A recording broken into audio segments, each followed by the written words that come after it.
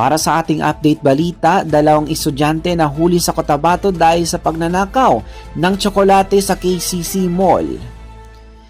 2 minor de edad na estudyante ang nahuli ng mga otoridad matapos nilang magnakaw ng tsokolate sa KCC Mall sa Cotabato City nitong hapon ng Lunes, Abril 7, 2025. Sa panayam ng ating mga media, kay Police Lieutenant Rochelle Evangelista, tagapagsalita ng Cotabato City Police Office, sinabi niyang tumugon ang mga tauhan ng City Police Station 1 sa tawag mula sa mall. Dito nila nakuha ang 4 na pirasong tsokolate na tinangay ng 2 13 anyos na bata. Dahil dito, inaresto at tinala na sa kustodiya ng kapulisan ang 2 kabataan.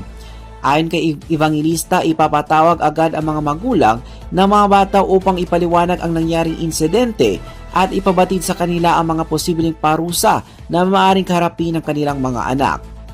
Sa huli nagbigay ng paalala si Police Lieutenant Evangelista na mahalaga ang pagsubaybay ng mga magulang sa kanilang mga anak upang maiwasan ang masamang impluwensya.